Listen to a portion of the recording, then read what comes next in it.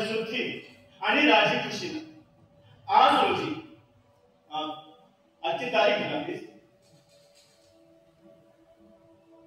खालील प्रमाणे लिहून देतो की आज सायंकाळी 5:15च्या सुमारास बिर्ला भवनवर मोहनदास करमचंद गांधी यांचा पिस्तुलाच्या 3 गोळ्या झाडून वध केला. पेन देतात? नाही काय पेन होतं माझ्याकडे, पण नंतर लोकांच्या झटापटीत तुका पडलं ते कळत नाही. हो मी शपथपूर्वक सांगतोय, खरंच माझ्याकडे पेन होतं, पण नंतर तुका पडलं तेच कळत नाही. हो चांगलं पात्र पेन. पण शेख साहेब इतक्याशा पेनाची ती काय गोष्ट आणि तुम्ही त्याच्याच मुद्द्याचा इतका इश्यू का करता मला कळत नाही. फक्त सही पुरतं मला तुमचं पेन द्या, मी सही करतो आणि लगेच तुम्हाला मदत करतो. तुम्ही मग काय तुमचं स्टेटमेंट? हो वधाच्या घटनेला तर 2-3 सेकंदच लागले. या मनाने स्टेटमेंट जरा मोठंच आहे नाही का? अशाला तुमची सुटका होणार नाही. पण मला सुटका नकोच आहे, नाहीतर वधानंतर मी माझी सुटका सहज करून घेऊ शकलो. मला कोणी अटक केलेली नाही शेख साहेब, मी स्वतः स्वाधीन झालो.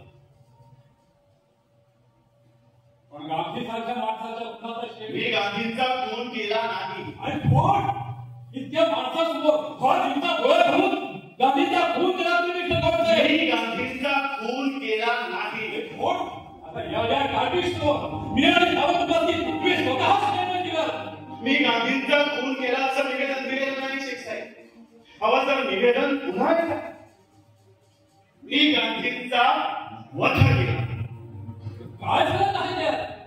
खून हा गुन्हा आहे, त्याला पापाचा अवघड वास आहे आणि वध हे कर्तव्य आहे.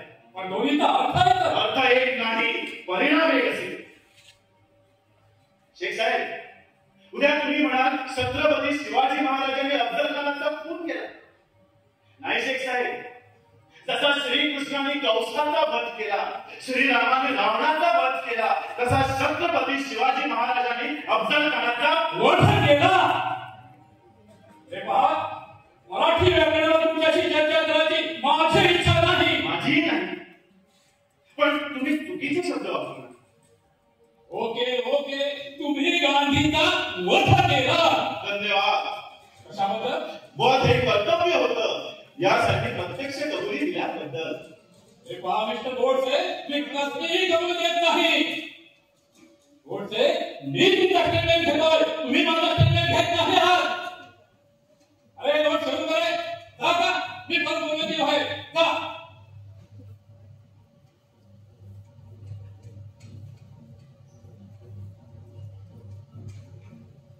पेन देताय? पेन देताय?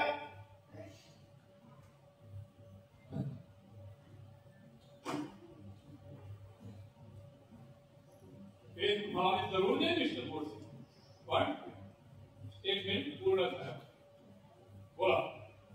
तेव्हा तुमच्या बरोबर कोण? खूप माणसं प्रार्थनेकरिता आले. प्रार्थनेसाठी आलेल्या माणसाविषयी नाही बोलत मी. तुमच्या बरोबर आलेला कोण होता? कशासाठी? गांधीचा वध, हत्या, खून केली, खोट्यावर करण्यासाठी. पण कशाला? माणसांची गरजच काय? एका पिस्तुलाचा चाप दाबण्यासाठी एका माणसाचं, आणि तेही एकच बोट कोणतं शेख आहे?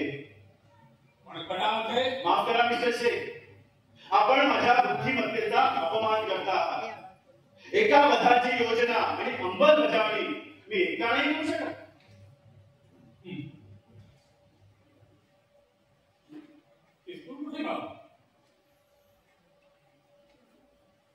विकत कुठून?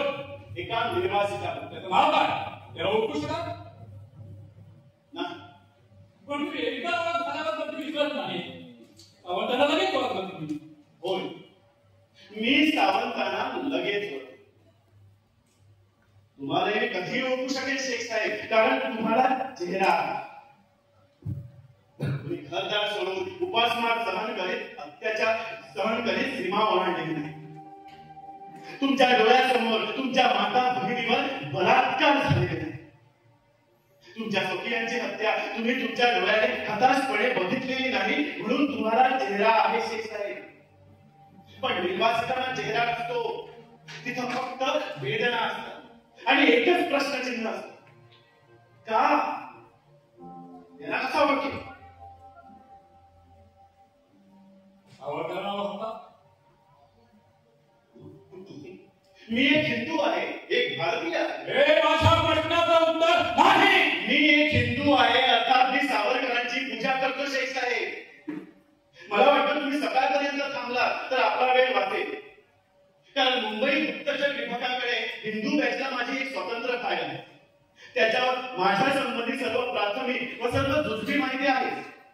ती सकाळच्या विमानात तुमच्या हातात येणार.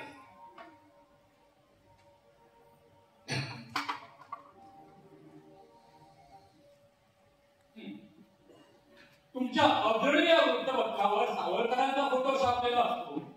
मला वाटतं ही माहिती दिल्लीच्या फाईलमध्ये आहे. म्हणजे सावरकरांची तुम्हाला फूस होती. केसरीवर अजूनही टिळकांचा फोटो छापतात म्हणून त्यातल्या लेखाबद्दल तुम्ही स्वर्गात जाऊन टिळकांचा बद्दल करणार